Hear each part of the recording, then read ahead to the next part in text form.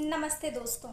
आज हम बात करेंगे नौतपा के बारे में। नौतपा यानी 9 दिनों का ताप। आजकल आपने न्यूज़, रील्स, यहाँ तक कि अखबारों में यह ज़रूर सुना होगा कि 23 मई से 2 जून तक बाहर ना निकले। यहाँ तक कि चेतावनी दी जा रही है कि इस समय गर्मी अपने प्रचंड तेज पर होगी। लेकिन ऐसा क्यों? ये 9 दिन ही क्यों? इसे कहते हैं नौतपा। तो आइए जानते हैं नौतपा के बारे में। क्या आप जानते हैं कि नौतपा की गर्मी सिर्फ तपाती नहीं बल्कि यह आने वाले मानसून का संकेत भी होती है। एक कहावत मैंने पढ़ी थी जिसमें कहा जाता है कि नौतपा जितना तपेगा उतना ही सावन या फिर मानसून हंसेगा। यानी कि इन 9 दिनों में जितनी ही ज़्यादा गर्मी होगी उतना ही आने वाला मानसून अच्छा रहेगा और फसल भी अच्छी होगी।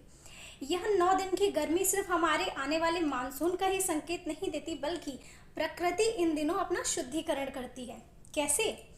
इस समय जो लू चलती है वह सिर्फ हमारे लिए हानिकारक नहीं होती बल्कि कीट पतंगे या ऐसे कीड़े जो हमारी फसलों को नष्ट कर देते हैं उनके लिए भी हानिकारक होती है। यह गर्मी सांप, बिच्छू, चूहे, यहाँ तक कि टिड्डों की जो अंडे होते हैं उनकी पॉपुलेशन को भी कंट्रोल करती है। इस समय सूर्य रोहिणी नक्षत्र में प्रवेश करता है। रोहिणी नक्षत्र को बहुत ज़्यादा प्रभावशाली माना जाता है।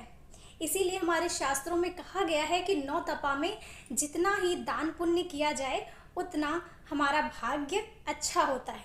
एक मान्यता यह भी है कि इस नौतपा में जितनी ज़्यादा गर्मी पड़ती है आम भी उतने ही मीठे निकलते हैं। खैर, ये तो हमारी लोक मान्यताएं हो गई।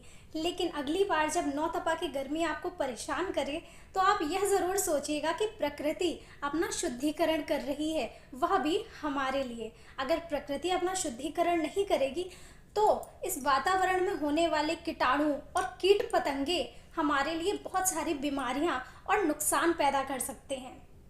हमें ज़रूरत है इस गर्मी से घबराने की नहीं बल्कि सावधानी बरतने की। बच्चों, बुजुर्गों का ख्याल रखिए और ज़्यादा से ज़्यादा पेय पदार्थ जैसे छाछ, मट्ठा, सत्तू का घोल इत्यादि का सेवन करिए। हल्का खाना खाइए और स्वस्थ रहिए। और ऐसे ही हिडन फैक्ट जानने के लिए हमें फॉलो ज़रूर करिए।